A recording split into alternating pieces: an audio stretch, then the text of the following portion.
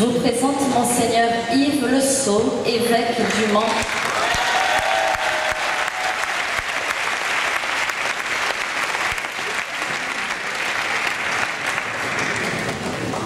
Monseigneur, votre devise épiscopale est Jésus doux et humble de cœur. Merci Monseigneur de venir nous enseigner. Merci de venir nous aider à prendre ce chemin et à répondre à l'invitation de Jésus. Viens, suis-moi, n'aie pas peur. On va confier, Monseigneur, à notre Père, que la volonté de Dieu soit faite en son Fils, que la volonté de Dieu soit faite dans nos cœurs. Notre Père, qui es aux cieux, que ton nom soit sanctifié, que ton règne vienne, que ta volonté soit faite sur la terre comme au ciel. Donne-nous aujourd'hui notre pain quotidien. Pardonne-nous nos offenses, comme nous pardonnons aussi à ceux qui nous ont offensés. Et ne nous soumets pas à la tentation, mais délivre-nous du mal.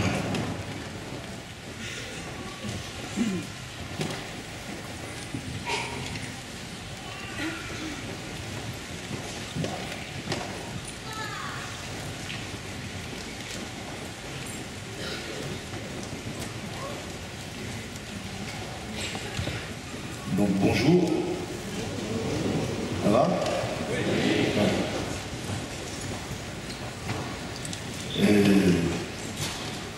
Donc ce matin, d'abord je voudrais vous remercier de m'accorder de pouvoir m'adresser à vous. Merci pour cette grâce de pouvoir vous rencontrer. Alors il m'a été demandé effectivement, comme il a été dit, de vous partager quelques réflexions à partir de l'affirmation. Alors je suppose qu'on la met sur la bouche de Jésus. Hein. N'aie pas peur, suis-moi. Alors en réalité, je voudrais répondre à la question. Alors je vais la formuler de plusieurs manières. C'est et après pareil, on fait quoi? Ça va, non? Ou alors maintenant, on fait quoi? Ou alors plus profondément et plus radicalement, c'est comment durer et grandir dans la vie avec le Christ. Donc cette question de la durée du temps, vous savez, c'est la question fondamentale, surtout aujourd'hui, où on est dans un monde qui vit dans l'immédiateté, toujours dans l'immédiat. Il y en a même, tout à l'heure je me suis permis de dire, on fait plusieurs vies dans sa vie. Ça m'énerve un peu. On a une vie, faite d'étapes, ça je vous l'accorde. Mais donc, au fond, comment suivre le Christ? Quels sont et comment durer dans le temps dans cette suite du Seigneur? Ça va? Alors, en arrière-fond des petits propos modestes que je vais vous dire ce matin, je pense, j'ai une parole de l'Écriture dans la tête, que vous connaissez bien, je pense. C'est le passage où Jésus dit à ses disciples, « Vous êtes le sel de la terre, vous êtes la lumière du monde. » Dans Saint Matthieu, chapitre 5, pour ceux qui veulent aller vérifier, « Vous êtes le sel de la terre, si le sel perd sa saveur, comment redeviendra-t-il du sel? Il ne sert plus à rien, on le jette dehors, il est foulé aux pieds par les hommes. Vous êtes la lumière du monde. Et une ville située sur les hauteurs ne peut être cachée. Quand on allume une lampe, ce n'est pas pour la mettre sous le boisseau, mais sur son support, et elle brille pour tous ceux qui sont dans la maison. Alors le Seigneur dit que vous êtes le sel de la terre. Il ne dit pas, vous devez devenir le sel de la terre. Il dit, vous l'êtes. C'est le seul fait d'appartenir au Christ et d'être son disciple, nous sommes le sel de la terre. Ce n'est pas un effort pour devenir, peut-être avec un peu de chance, avec beaucoup d'efforts, le sel de la terre. Vous l'êtes. Cependant, il y a une mise en garde du Seigneur. Si vous perdez la saveur du sel, vous ne servez plus à rien. Donc la question n'est pas d'acquérir la saveur, c'est de ne pas la perdre. D'accord? Et puis à propos de la lumière, vous êtes la lumière du monde. C'est pareil, d'abord il ne dit pas vous êtes la lumière du quartier, vous êtes la lumière du monde. Alors en réalité, vous le savez bien, c'est Jésus la lumière du monde. Il est lumière du monde, lumière des nations. Le credo dit lumière née de la lumière. Et il ose dire à ses disciples, vous êtes la lumière du monde. Donc le fait d'être disciple du Christ, nous sommes lumière du monde. Cependant, là encore, il y a une forme de mise en garde. C'est que la lumière ne s'éteigne pas. On n'allume pas une lampe pour la mettre sous le boisseau, mais sur le lampadaire pour qu'elle éclaire tous ceux qui sont dans la maison. Vous savez, si la foi n'est pas partagée, elle disparaît. Elle ne sert même plus à nous-mêmes. Pour vous dire les choses autrement, vous savez, la charité ou l'Esprit Saint ou la foi, ce n'est pas un produit à usage interne. C'est fait pour éclairer. Je pense à beaucoup de gens qui me disent « Ah, j'ai perdu la foi ». Ça me paraît toujours étrange. On ne perd pas la foi comme on perd son portefeuille. En réalité, si nous ne la partageons plus, elle ne sert même plus à nous-mêmes. Alors vous avez déjà quelques pistes, vous avez au moins 2, sur comment durer. Mais j'ai ce texte en arrière-fond. Alors permettez-moi de prendre une image, je ne sais pas si c'est une parabole, enfin une image. C'est cette histoire du jeune homme qui devient moine. Vous savez, il va dans un monastère, je ne dirais pas lequel, il est subjugué, c'est beau, les chants sont beaux, tout est beau, et il devient moine. Et les premiers mois, c'est super. Le père abbé est un saint. Les frères sont géniaux, sont tous des saints. Tout est beau, la liturgie est belle, tout est beau. Et ça dure. Vous savez, vous pouvez l'appliquer au mariage aussi. Ou à la vie paroissiale, ou à la communauté X, Y, Z. Alors au début, tout est beau. Alors ça dure. Pour quelques-uns, quelques mois, quelques-uns, en meilleur des cas, parce que Dieu est bon, quelques années. Mais au bout d'un certain temps, vous savez ce qui se passe?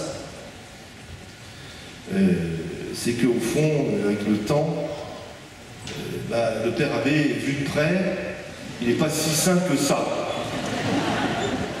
Et puis le frère Arthur, qui raconte toujours la même histoire à Noël depuis 5 ans, commence à en avoir marre. Non? Et je ne vous raconte pas les toiles d'araignée qu'on trouvait sublimes dans la cellule, commencent à nous énerver. Alors, je ne parle pas de l'organisation du monastère. D'accord? Et face à cela, et vous savez, je préfère le dire avec simplicité et humour, face à cela, j'ai réfléchi, j'ai trouvé 4 solutions possibles. 3 qui ne sont pas les bonnes et une qui est sans doute la bonne, enfin j'espère. La première solution, c'est on est déçu et on s'en va. Et on s'en va tout triste. Pensez au jeune homme riche de l'Évangile. On dit, j'avais raison, ce truc-là, c'est nul. Je le pressentais bien, mais... Et on s'en va. Ça arrive, hein, jusqu'à quitter Dieu lui-même. L'autre solution, qui est qui est l'une des plus communes, c'est... Non, pas la plus commune, ça arrive. C'est... Je vais tout réformer. Ils sont tellement nuls. Vous allez voir ce que vous allez voir. Je vais tout changer. Et cela se produit toujours des aigreurs d'ailleurs.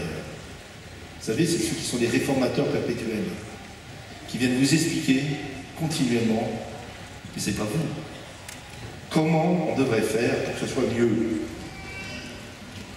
Vous avez une troisième solution, qui est la plus habituelle,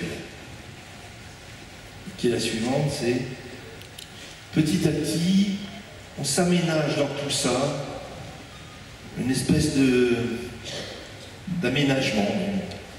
On ne s'en va pas, on aménage. Et petit à petit, on peut en arriver même jusqu'à une double vie.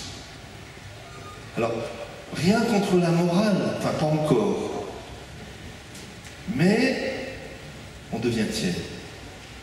Et c'est la solution que prennent 90% des gens.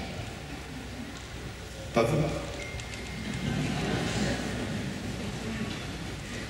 Et il y a une quatrième solution, ça va? Et je pense que c'est au fond la seule véritable de mon point de vue. C'est, on est acculé à approfondir, à aller plus loin, plus profondément. Et dans deux dimensions. Dans notre attachement au Christ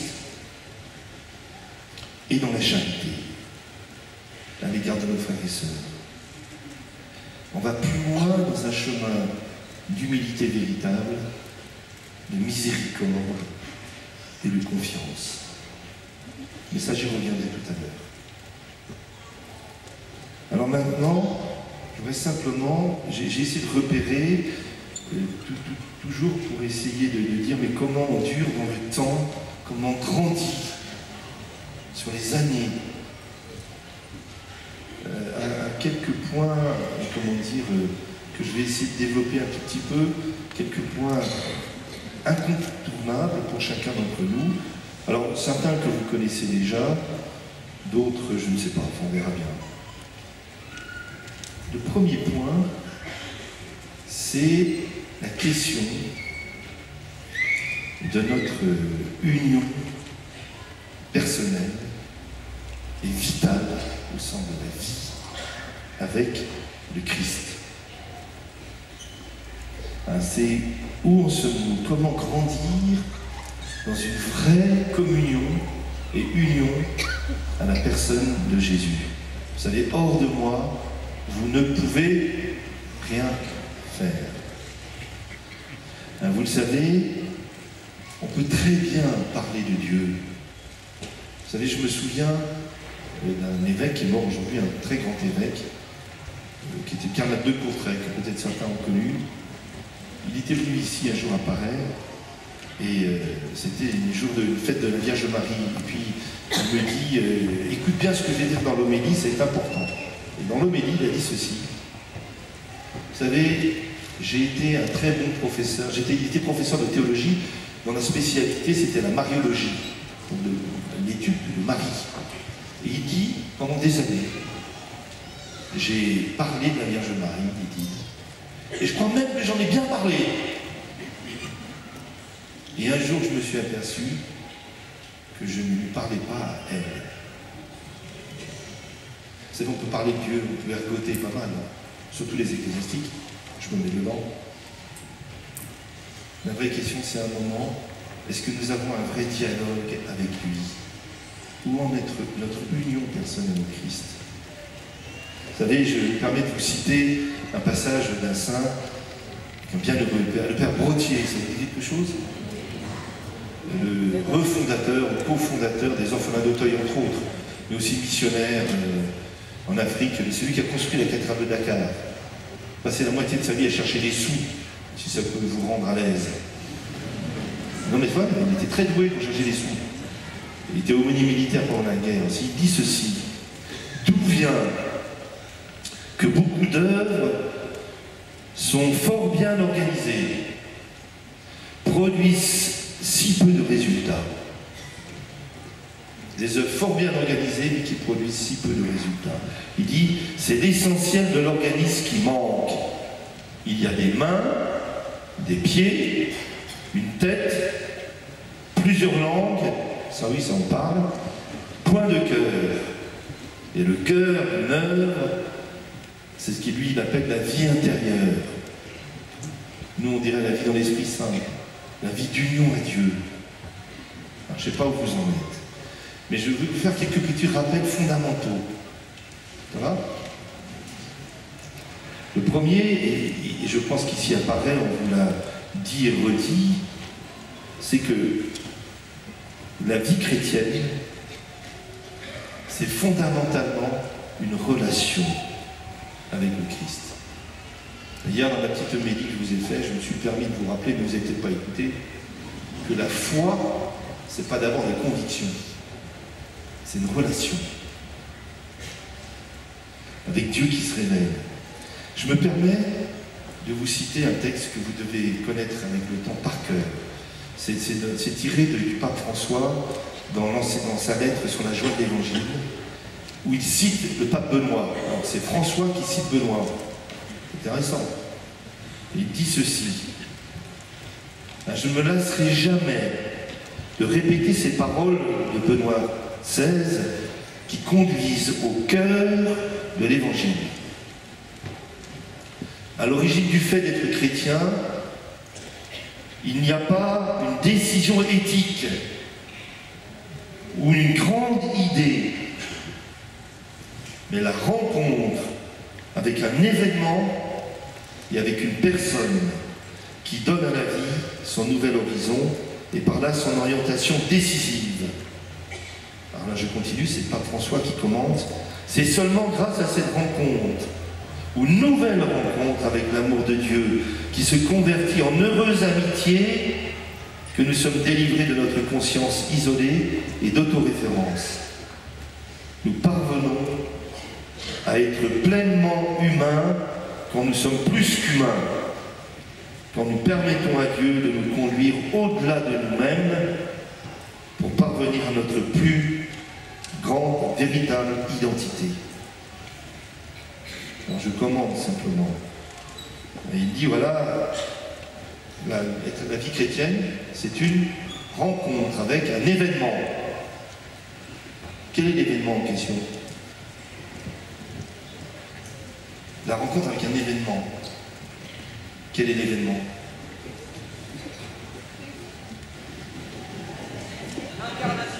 L'incarnation. C'est l'événement, en réalité, ça va, vous me suivez ou pas? C'est l'événement pascal, c'est-à-dire la rencontre avec la passion, la mort, la résurrection, l'ascension et le don de l'Esprit Saint à la Pentecôte. C'est ce que nous fêtons tous les ans quand nous faisons le Triduum pascal, la Semaine Sainte. Et quand nous sommes baptisés et confirmés, et que nous participons à l'Eucharistie, nous sommes plongés dans cet événement qu'est l'événement pascal. D'ailleurs, vous savez qu'on est baptisé et confirmé pour aller à l'Eucharistie. Vous savez, on est baptisé et confirmé pour participer à l'Eucharistie. Et j'espère que vous n'êtes quand même pas comme ces gens qui me disent encore « Ah, Monseigneur !» Ils croient me faire plaisir en plus. J'ai tout fait, Monseigneur. J'ai fait la totale. J'ai fait le baptême, j'ai fait la profession de foi, j'ai fait la communion, comme si c'était un examen qu'on a passé, ça, t'es content de le faire. J'ai fait la confirmation. Le mariage, on verra. En tout cas, je ferai l'enterrement. En fait, attendez, ils ont tout reçu, ils n'ont rien fait. Est-ce que nous avons pris la mesure de cet événement? Et à chaque fois que nous participons à la messe, c'est pour ça que vous savez, je suppose que c'est clair pour vous, mais je préfère dire les évidences. On me demande encore, Monseigneur, est-ce qu'il faut aller à la messe de dimanche? Est-ce qu'il faut y aller? J'en sais rien, moi. Par contre, les chrétiens y vont.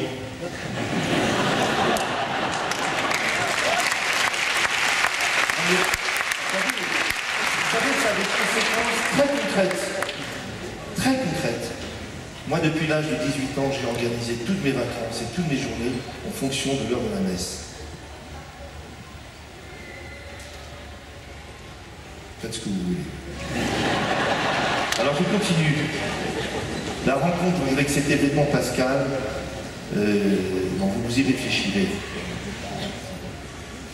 D'ailleurs, entre parenthèses, si vous n'avez pas été confirmé, parce qu'aujourd'hui, beaucoup de gens en France, d'adultes, n'ont pas été confirmés, ben, c'est pas compliqué. Vous allez demander la confirmation, vous y préparez, et votre évêque vous aura la joie de vous confirmer. Et je vous en prie, vous savez, on marche avec deux jambes, pas avec une. Et si vous voulez avancer à la suite du Christ avec une seule jambe, c'est compliqué. Mais c'est l'événement pascal qui modifie notre existence. Ça va? L'autre point, c'est la rencontre avec la personne du Christ. C'est-à-dire que c'est de vivre et grandir dans cette relation avec Jésus. Bien sûr, cela touche, je ne vais pas trop en dire parce que je vais y passer la matinée, ça touche bien entendu à la prière personnelle, mais surtout au dialogue constant avec Jésus. Est-il le centre de ma vie? Et Jésus, vous savez, ne se réduit pas au sentiment que vous en avez, à l'idée que vous en avez. Et je lui disais déjà hier, prenez les moyens de le connaître vraiment, en lisant l'Écriture. Et pas simplement, vous savez, on peut très bien réduire le... Enfin, je suis très frappé dans mon diocèse, excusez-moi pour les morceaux, mais le nombre de gens qui n'ont jamais lu un évangile en entier. Ils ont lu les bouts. Ils n'ont jamais pris le temps. Allez, je vous propose cet été, vous pouvez en lire les 4. On continue, non? En entier. Pour apprendre à connaître le Christ, ne nous contentons pas uniquement d'un sentiment religieux qui monte et descend, avec l'ambiance, et encore moins simplement du vague connaissance de ce qui nous reste de notre catéchisme de l'enfance, pour ceux qui en ont eu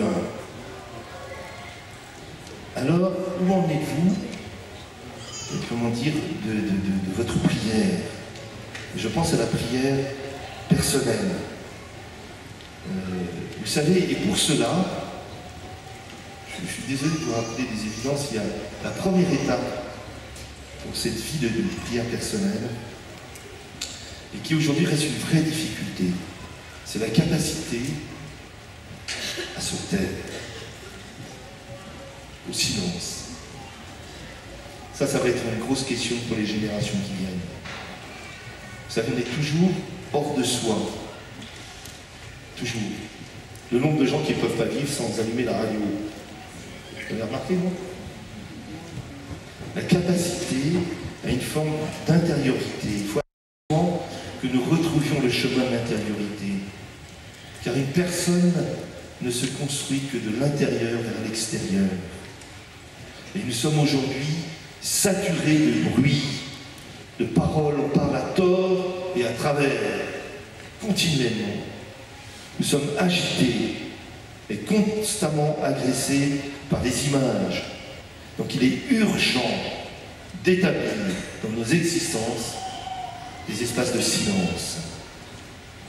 Nous sommes sinon emportés par l'engrenage de nos affaires, de nos soucis. Et on n'arrive plus, ou plus exactement, nous cherchons comme à nous éviter nous-mêmes, parce qu'on ne sait pas quoi faire de soi. Alors, il nous faut parfois éteindre le téléphone. J'explique aux adolescents qu'on peut vivre sans portable. Mais peut-être il faut expliquer aux plus grands qu'on peut vivre sans ordinateur. Mais pour rentrer dans le silence, qui seul permet le dialogue avec Dieu, se taire, en fait vous le savez bien, se taire extérieurement ne suffit pas. On peut dire aucune parole, et pourtant être agité intérieurement. Faire silence, c'est très profond. C'est trouver un ordre intérieur.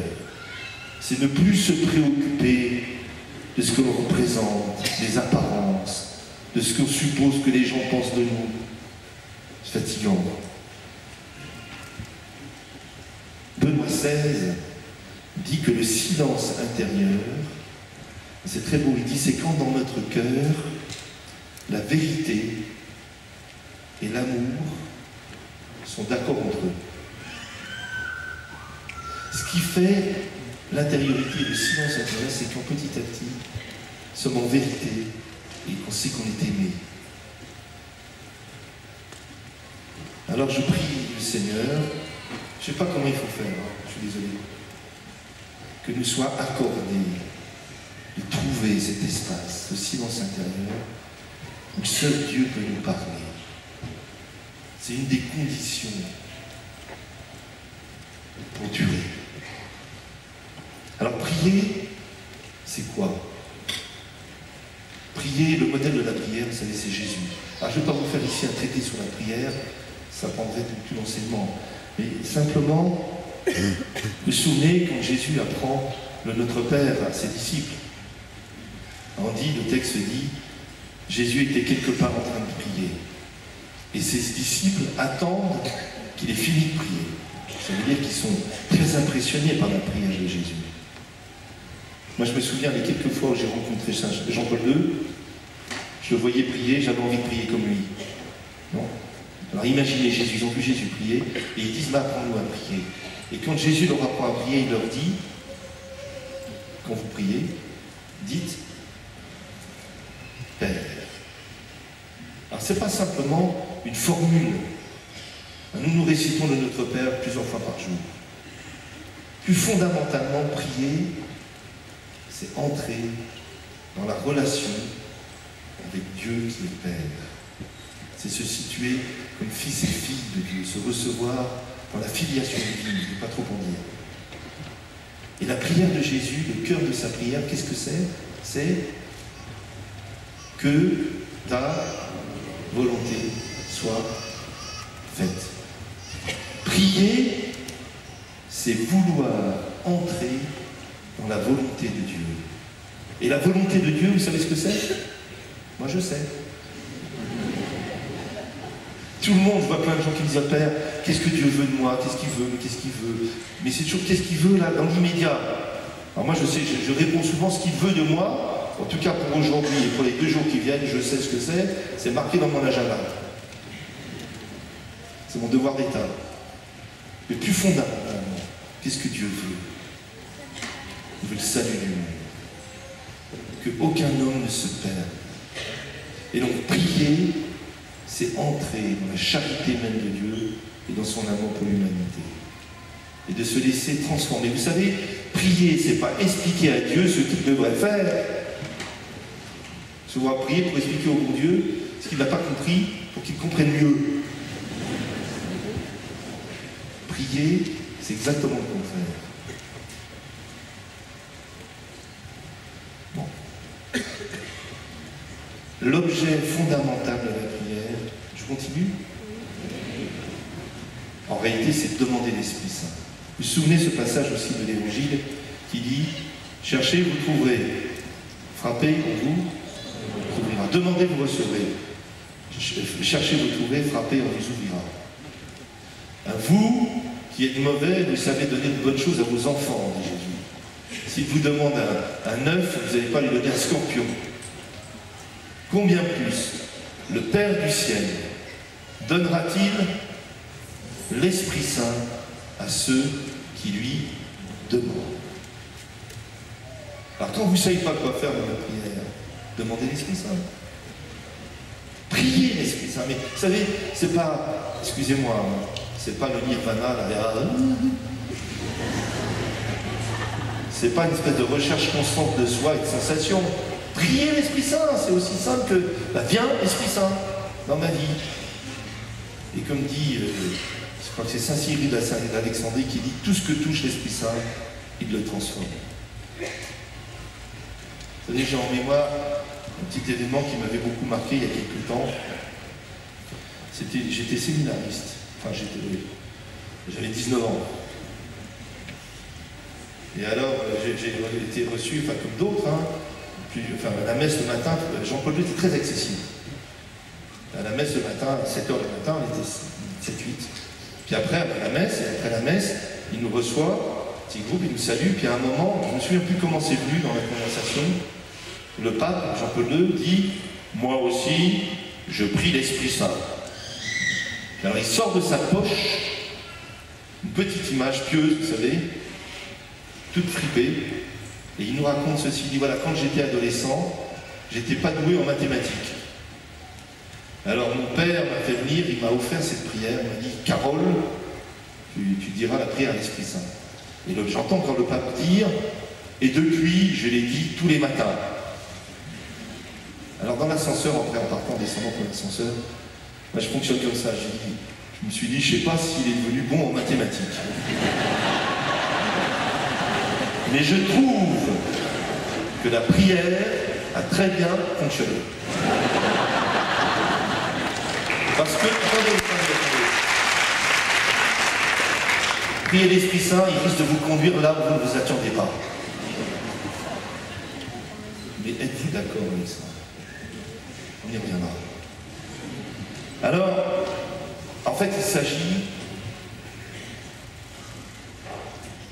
de suivre Jésus. Je ne m'étends pas sur la prière, ça va d'union à Dieu. Où en êtes-vous?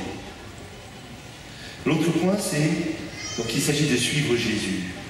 Il ne suffit pas d'avoir, vous savez, rencontré le Christ, d'avoir fait l'expérience de son amour et de sa miséricorde. Ça ne suffit pas. Moi, je connais des tas de gens qui ont fait des expériences véritables, authentiques de l'amour de Dieu. Et puis à un moment se sont perdus. Donc il ne suffit pas d'avoir été bouleversé authentiquement par l'amour de Dieu. Il y a un moment, il nous invite à marcher à sa suite. Donc, vous connaissez l'Écriture, hein, il disait à tous, si quelqu'un veut venir à ma suite, qu'il renonce à lui-même, qu'il prenne sa croix et qu'il me suive. Si quelqu'un vient à moi sans me préférer à son père, sa mère, ses enfants, ses frères et sœurs, jusqu'à sa propre vie, il ne peut pas être mon disciple. D'ailleurs, à propos de cette phrase, je pense aux familles qui sont là. Comment comprendre ça? Ça ne veut pas dire, parce que c'est même en contradiction avec ce que dit l'Écriture, quand le Seigneur dit « honore ton père et ta mère ».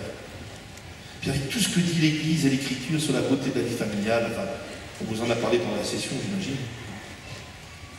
Et pourtant, dans le catéchisme de l'Église catholique, il y a un moment où le catéchisme commandement, c'est un commandement, tu honoreras ton père et ta mère. Enfin, il y a des choses magnifiques sur la vie familiale, les enfants, les parents, c'est très beau. Puis à un moment à la fin, il dit, mais la vie familiale n'est pas l'absolu. Page 18, ils ne vont quand même pas dire que c'est la vie consacrée, l'absolu. Alors le commentaire du texte dit, l'absolu, c'est de suivre le Christ. Vous savez bien, mieux que moi, combien nos familles ont leurs limites, non? Leur fragilité, c'est pas grave. Ça n'enlève rien à sa grandeur. Mais l'absolu, c'est de suivre le Christ. Et préférer le Christ à son père, sa mère, son fils. Ça veut dire quoi?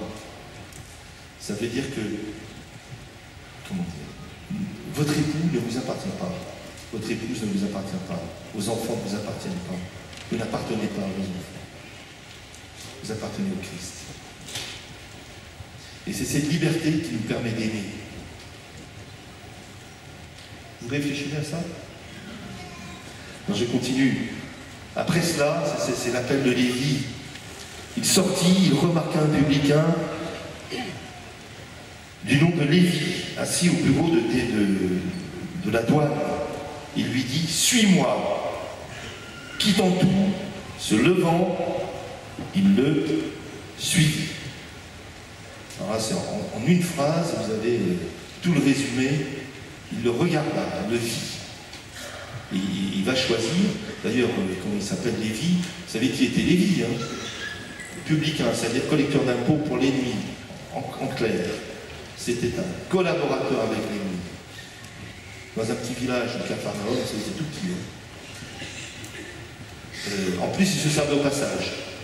En plus, il était considéré comme impur au niveau religieux, tout pour plaire. Et c'est celui-là, parce que le Seigneur voit au-delà de la misère de Lévi. D'ailleurs, il est très surpris. Et le Seigneur lui dit, suis-moi. C'est très, quittant tout, se levant, il le suit. Alors, un jour ou l'autre, tous Et ce n'est pas réservé à quelques curés, quelques vocations particulières ou quelques laïcs un peu farfelus. Un jour ou l'autre, le Seigneur vous dira « Suis-moi ». Quels que soient nos états de vie respectifs, nos histoires et nos situations. Et nous aurons à répondre selon des modalités propres à chacune de nos situations. Vous savez, c'est la question qu'on pose aux catéchumènes. Vous avez déjà assisté aux baptêmes d'adultes. Il y en a de plus en plus. Mais aussi pour les confirmations. Le prêtre ou l'évêque qui préside, avant de baptiser, pose une question. Elle est magnifique, cette question. C'est, vous la connaissez, sa liturgie, c'est pour suivre le Christ. Renoncez-vous au mal et à tout ce qui conduit au mal. Alors j'ai remarqué d'ailleurs qu'en général, d'abord, il s'agit de suivre le Christ, pas autre chose.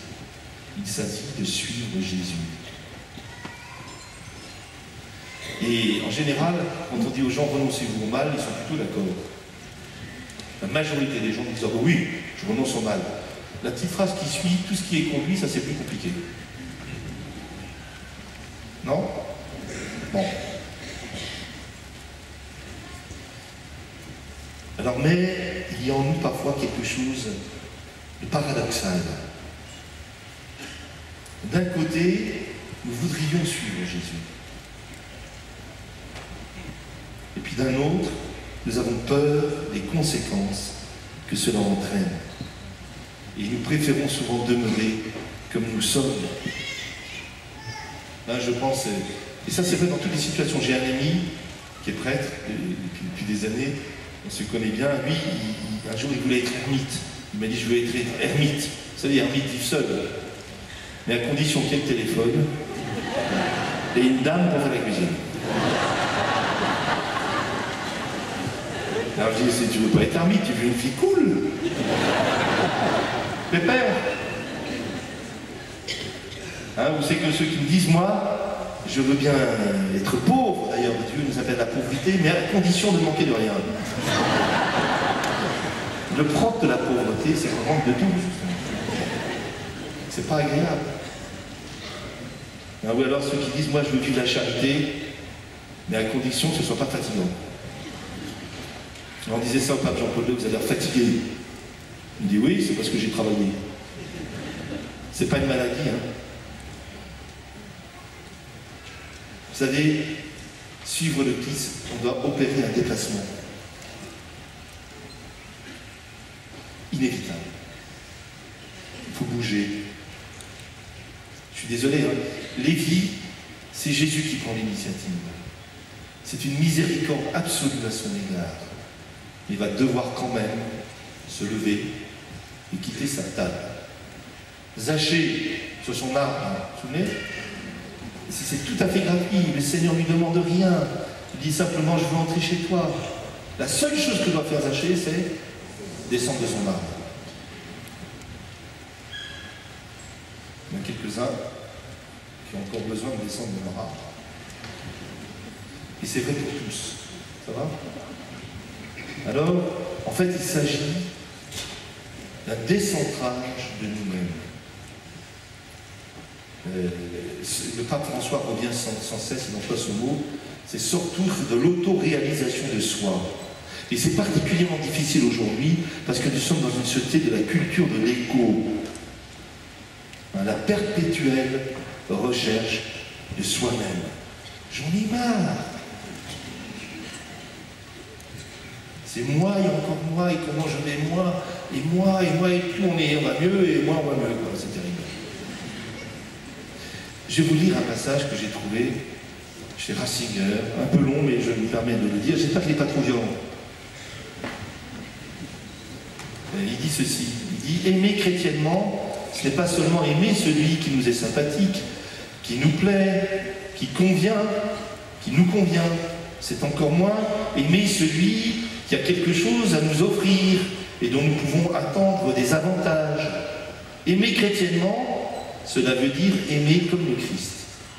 C'est-à-dire être bon envers celui qui a besoin de notre bonté, même s'il ne nous est pas sympathique. Cela signifie sur le chemin de Jésus-Christ, opérer ainsi une sorte de conversion copernicienne dans notre propre vie. Car en certains sens, nous vivons tous comme avant Copernic. Vous savez qui est Copernic, hein? C'est lui qui a découvert que la Terre tournait autour du Soleil et pas le contraire. Nous devons donc tous faire, qui dit Ratzinger, avant qu'il soit Benoît XVI, faire une révolution copernicienne. Car, en un certain sens,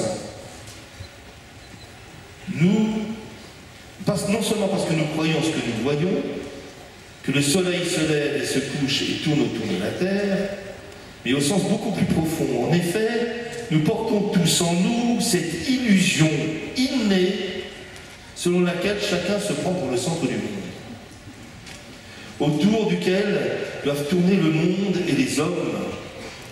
Et nous devons tous découvrir que nous construisons et ne voyons les choses et les êtres qu'à partir du rapport avec notre propre moi.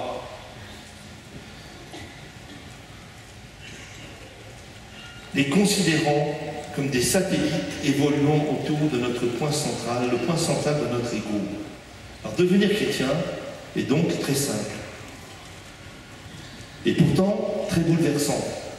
C'est précisément opérer une conversion copernicienne et ne plus se considérer comme le centre du monde, autour duquel les autres doivent graviter, et au contraire commencer d'affirmer avec le plus grand sérieux que nous sommes une des nombreuses créatures de Dieu évoluant ensemble autour de Dieu qui est le centre de l'univers. Bon, ça va? Alors suivre le Christ, c'est un descentage de soi. Alors, autre point, suivre le Christ, c'est aussi, alors ça c'est plus profond peut-être encore, c'est marcher, sa suite, mais c'est marcher avec la croix. L'initiative ou l'invitation à suivre Jésus est une invitation à donner notre vie avec lui, et cela intègre le mystère de la croix. Vous savez, la croix est présente dans nos vies. Il ne s'agit pas d'avoir des croix supplémentaires. Il y en a qui pensent que maintenant, si je vais suivre Jésus, je vais avoir des croix en plus. Écoutez, c'est pas nécessaire, vous en avez eu assez. Non? Elles sont là. Mais nous sommes tous confrontés d'une manière ou d'une autre à ce mystère. Le pape Jean-Paul II, dans une magnifique lettre que vous avez tous lue sur le sens chrétien de la souffrance humaine, dit qu'elle est la compagne de nos existences et que Jésus lui-même y a été confronté. Alors, à ce propos, je serai peut-être un peu rapide, quelques remarques. D'abord, je vous ferai une citation du pape François. Notre vie est une marche.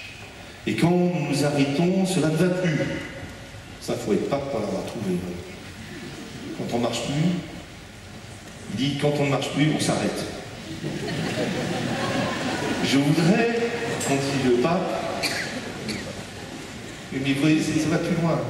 Quand on ne marche plus, on s'arrête. Et quand on s'arrête, on devient triste. Je voudrais que nous ayons le courage de marcher en présence du Seigneur, avec la croix du Seigneur, d'édifier l'Église sur le sang du Seigneur, qui est versé sur la croix, de confesser l'unique gloire, le Christ crucifié, et ainsi l'Église ira de l'avant. Même Pierre, l'apôtre Pierre, qui a confessé Jésus-Christ, et lui a dit, tu es le Christ, le Fils du Dieu vivant, je te suis. Mais ne parlons pas de croix. Quand nous édifions sans la croix, quand nous confessons un Christ sans la croix, nous ne sommes pas des disciples du Seigneur, nous sommes des mondains. Ces mondains, c'est pas ça là, simplement faire des salons. C'est comme le monde.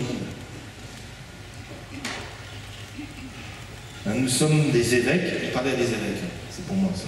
Nous sommes des prêtres, cardinaux ou des papes, je me permets d'ajouter des fidèles, mais pas des disciples du Christ.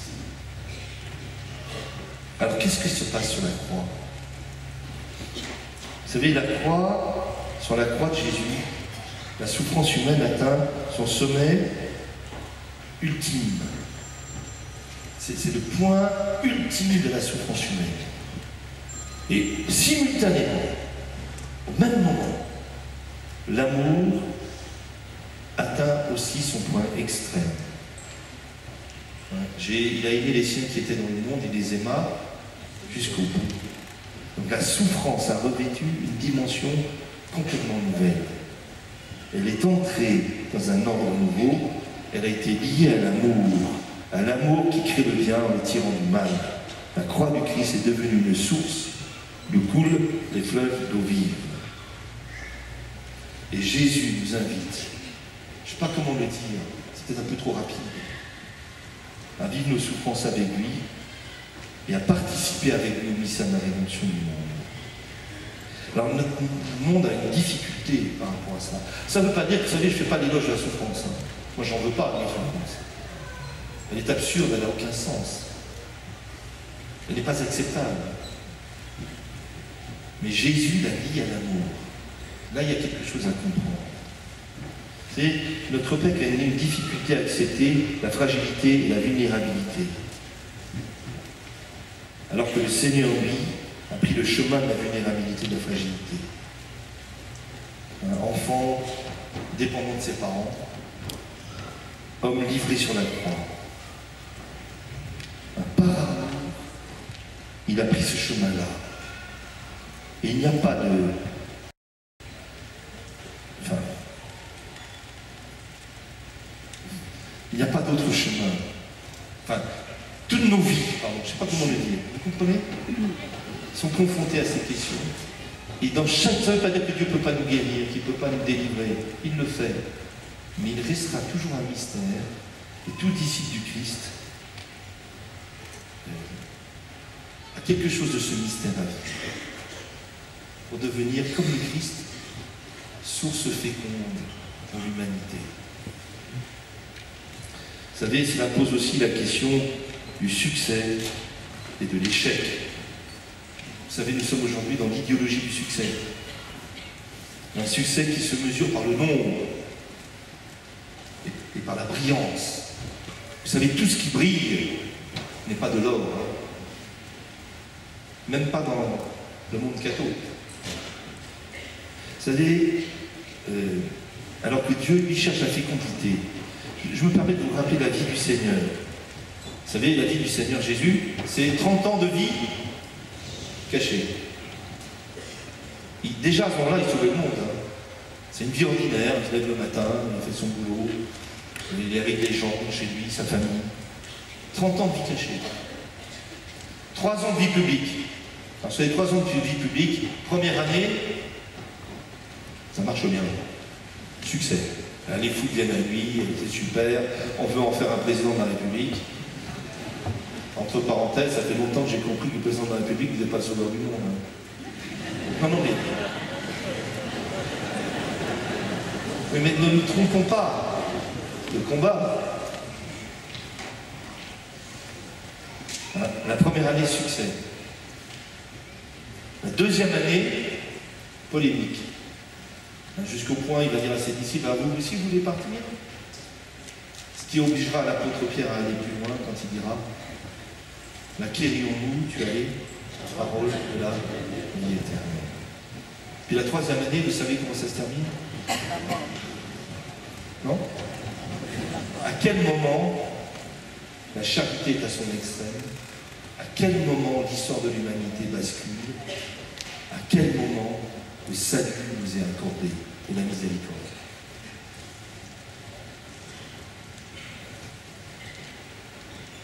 Thérèse de l'Enfant Jésus, je suis tombé là-dessus l'autre jour, répond à propos de sa sœur Céline. C'est Céline qui est rentrée au Carmel après elle. Et donc elle va être sa maîtresse et novice. Alors elle dit à Céline, dit à Thérèse, je pense à tout ce que j'ai à acquérir. Et la réponse de Thérèse, c'est dites plutôt à perdre.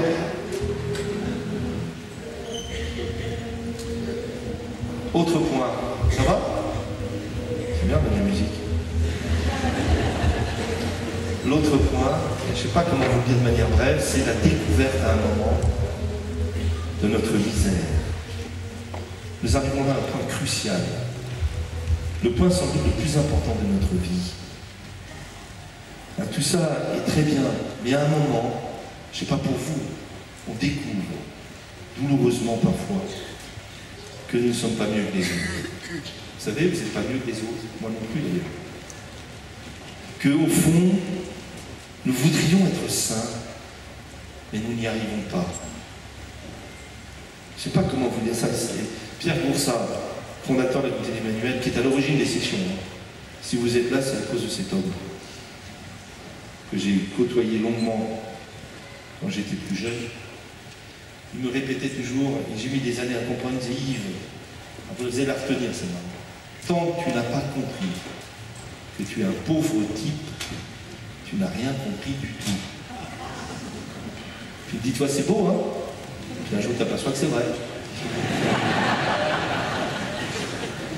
Je préfère vous dire avec simplicité. Un jour on prend la mesure, quand nous, on voudrait être à Dieu, le suivre, aimer, vivre la charité, tout ça, tout ce que j'ai essayé de dire avant. Puis à un moment, on prend la mesure qu'on veut et on ne veut pas, qu'on n'y arrive pas. Il y a des apôtres, hein. Mais alors, qui rentrera dans le royaume des cieux? Jésus répond, aux hommes c'est impossible, à Dieu tout est possible. Vous savez, et c'est là que j'aimerais, vous retenez que ça. À un moment, c'est là que le Seigneur veut nous conduire, c'est là qu'il veut vous conduire, au bout de quelques années. C'est un moment de nous conduire à la compréhension que nous ne pouvons rien sans la miséricorde de Dieu. Tous! C'est Thérèse de l'Enfant Jésus, il y a un moment dans ses écrits, elle est jalouse de Marie-Madeleine. Parce qu'elle dit, mais Marie-Madeleine, on dit de Marie-Madeleine, c'est prostituée Marie-Madeleine. Elle a beaucoup aimé parce qu'il a été beaucoup pardonné. Puis il dit, bah moi, j'ai pas fait tous les péchés de Marie-Madeleine. Et pourtant j'ai beaucoup aimé. Parce que moi, dit-elle, j'ai pris la mesure que si j'ai pas fait toutes les fautes, je suis pas tombé dans toutes les bêtises d'une Marie-Madeleine, c'est parce qu'il m'a gardé. Donc il m'a fait une plus grande miséricorde encore. Il m'a empêché de tomber. S'il ne m'avait pas gardé, je ne sais pas comment vous expliquer ça. Un jour, j'étais dans ma voiture et j'entends une nouvelle à la radio. Il y avait un truc sorti. C'est un gars qui avait violé, puis en plus on s'étend sur le... Et ça m'a pris, vous savez, j'ai entendu ça, ça m'a donné la nausée. Vous savez, et j'ai eu peur. Et je me suis, parce que pendant une seconde, je me suis dit, j'ai pas fait tout ce qu'a fait cet homme. Grâce à Dieu. Mais j'ai compris que j'aurais pu le faire. C'est terrible. Et j'ai eu peur. Et je me suis dit, mais quelle est la différence entre cet homme et moi? Ben, j'ai compris deux choses. Un, la pure grâce de Dieu. Et deuxièmement, mes frères et sœurs. Ceux qui autour de moi m'ont gardé. Vous savez, un jour on prend la mesure. Et je voudrais que vous ayez, enfin, que ça vous soit accordé. Ça va? Comprendre qu'on ne peut rien, aucun d'entre nous, sans la miséricorde de Dieu. Ce qui nous conduit, alors c'est plus délicat encore, vous savez, c'est à l'humilité. Je pense qu'en fait, le seul point qui nous empêche d'avancer dans la charité et la sainteté, c'est l'orgueil. Le seul piège, c'est l'orgueil.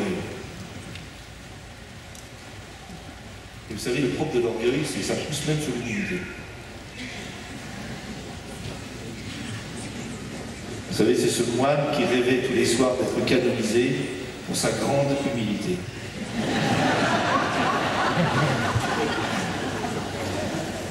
Je continue, ça va? Miséricorde, humilité, pour en arriver à la confiance absolue en Dieu. Et ça, c'est pareil. comment dire, et la confiance qui peut faire, même avec moi et avec vous, son œuvre.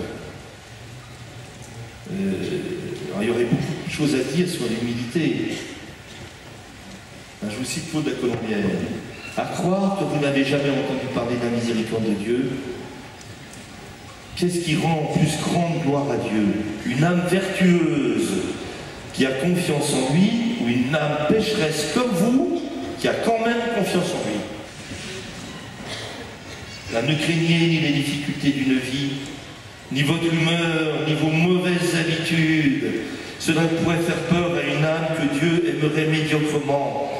Mais abandonnez-vous seulement à lui, il vous aura bientôt aplani les montagnes qui vous effrayaient. Je vous prie de vous souvenir des signes religieuses. Que tout le mal que vous avez fait n'est rien en comparaison de celui que vous faites en manquant de confiance. Plus nous sommes misérables, et plus Dieu nous honore, plus nous honorons Dieu de la confiance que nous avons en lui. En fait, je voudrais que vous compreniez ça. Le passage touche à miséricorde, humilité et confiance. C'est Alphonse de Liguori décrit la vie chrétienne comme une maison. Et il dit la maison, elle a un fondement, c'est l'humilité. Elle a un toit, c'est la confiance. Et moi, j'ose ajouter, permettez-moi, à Alphonse de Liguori, que le corps de la maison, c'est la miséricorde. Ceci étant dit, ça va? Un autre point crucial, tout ça c'est pas mal, mais cela suppose que nous ayons choisi. Vous savez, il y a un oui à dire à l'action de Dieu. Dieu vient susciter notre liberté. Il peut nous bouleverser, il peut nous secouer, mais jamais il ne se substituera à notre liberté. Vous savez, j'ai remarqué que beaucoup de gens, en fait, n'ont pas vraiment choisi. Ils se laissent porter par les vagues. Quand ça monte, ils montent, quand ça descend, ils descendent. Quand le curé est super, ils sont chrétiens. Quand le curé est compliqué, on n'est plus chrétien. Quand mes voisins sont bons, je suis chrétien. Quand ils sont insupportables, je suis plus chrétien. Non mais écoutez, vous savez, vous ne pouvez pas prendre prétexte du péché de vos voisins pour excuser les vôtres. Puis quand on va arriver au ciel, le Seigneur ne va pas nous demander ce que je pense de mon évêque, du curé machin, de sœur Germaine, de madame Schmoll. On va simplement demander. Ah mais d'ailleurs, qu'est-ce qu'il va vous demander? Ouais. Mais j'ai mis des années à comprendre. Moi, je pensais pendant des années qu'il allait me demander est-ce que tu m'aimes? Je sais qu'il allait me demander ça, moi, quand j'allais arriver. Yves, est-ce que tu m'aimes? Puis j'aurais dit au Seigneur, ben, j'ai essayé un peu quand même. En fait, c'est pas du ça qu'il va me demander. Il va me demander est-ce que je peux t'aimer? Plus compliqué. Ça suppose d'être pauvre. En fait, nous le sommes. Dieu aime les pauvres. Il appelle les pauvres. Ça va? Mais il y a un oui à donner. Je me permets de vous citer. Ouais. Je vais vous la citer un peu violente aussi. Mais c'est d'un certain jésuite qui s'appelle le père de Guibert. Il dit aimer Dieu, le louer, se fatiguer, se tuer même à son service, autant de choses qui attirent les âmes religieuses et généreuses. Mais mourir totalement à soi-même, obscurément, dans le silence, se détacher, se laisser dépendre à fond de tout par la grâce de Dieu, se laisser détacher de tout ce qui n'est pas pure volonté de Dieu. Voilà l'holocauste secret devant lequel reculent la plupart des arts. le point exact où leur cheminement bifurque entre une vie fervente et une vie de sainteté. Vous savez, Thérèse, l'enfant Jésus, dit que, elle dit ça à l'abbé, enfin un des prêtres avec qui il était en relation, là, écrite, il dit, le plus grand honneur que Dieu puisse faire à quelqu'un, c'est pas de lui donner beaucoup, c'est de lui demander beaucoup. Mais ce qui est génial, c'est ce que Dieu nous demande, il le fait. Vous savez, le modèle, c'est la Vierge Marie. C'est quand l'ange vient visiter la Vierge Marie, vous vous souvenez, elle dit donc tu seras la mère du Sauveur. La petite Vierge Marie, qui est loin d'être idiote, dit mais c'est pas possible. Je ne connais point d'homme. Et de fait, c'est pas possible. Hein. Vous pouvez prendre la chose dans tous les sens. Elle ne peut pas être maman. Hein. Alors que répond Marie? Elle dit c'est pas possible. Alors, que répond l'ange? Il dit l'Esprit Saint te couvrira de son ombre. Et l'enfant qui naîtra sera appelé Fils de Dieu. Que répond la Vierge Marie? Que tout se passe comme tu l'as dit. Nous, en général, on va jusque-là. On dit, mais Seigneur, d'accord, je vais le faire. Et ça ne marche pas. C'est pas de dire au Seigneur, d'accord, on va s'y mettre. C'est d'accord, Seigneur, fais-le. Ça va? Alors,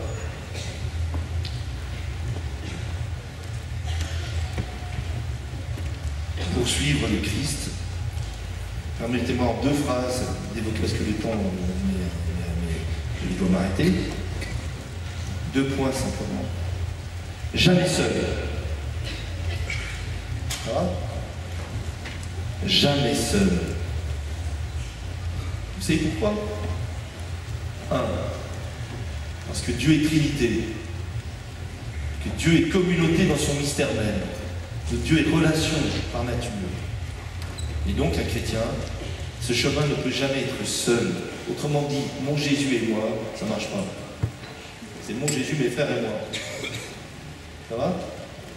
Et alors mes frères, vous savez, ils ont plein de défauts, mes frères. Hein. Vous connaissez cette histoire de c'est un ami évêque qui est mort, qui avait un ami qui lui disait, écoute, moi je rentrerai dans l'église le jour où je trouverai une église de saints. Alors l'évêque lui a répondu, écoute, tu risques de chercher longtemps. Hein. Puis en plus, le jour, si jamais tu la trouves, le jour où tu rentres, c'est fini. Donc,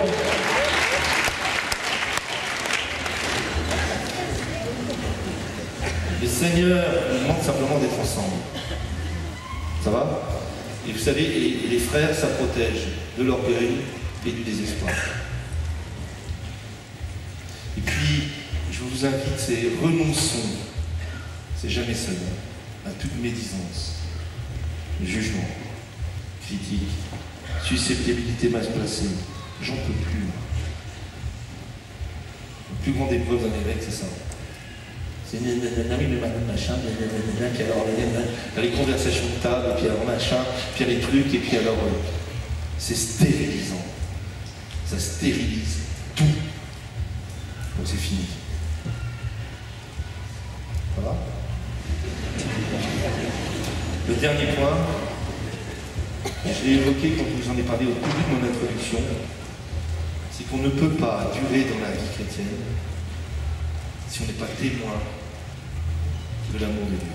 C'est-à-dire que la foi ne grandit que quand on la partage. C'est comme le feu. Vous savez, le feu ne vit que s'il se communique, non? Alors,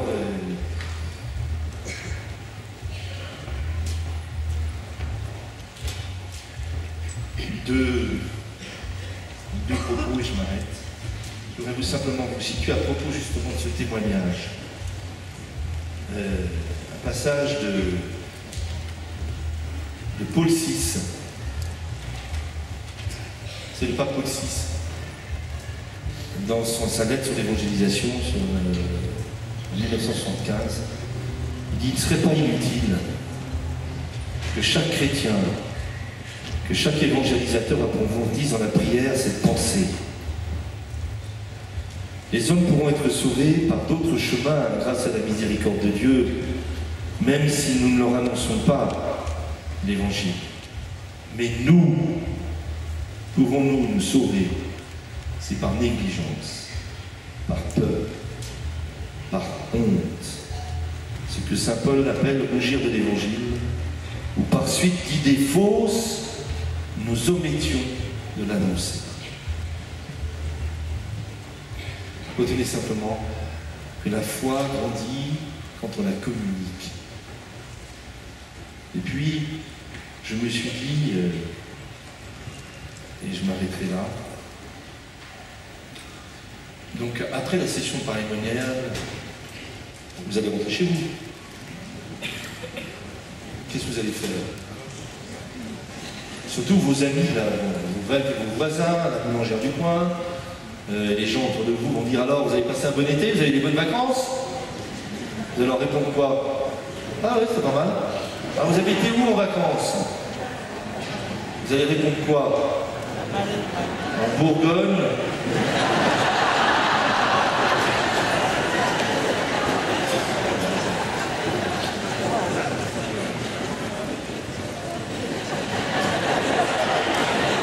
Vous aurez dit la vérité, hein.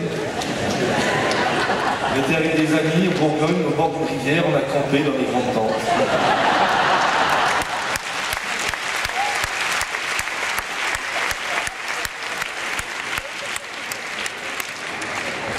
Cherchez l'erreur. Vous pouvez leur dire, vous savez, moi je suis chrétien, j'étais avec d'autres chrétiens, priez. C'est une autre version. Ce que je suis en train de vous dire, vous savez, n'ayez pas peur. N'ayez pas peur, le monde est un tel vie.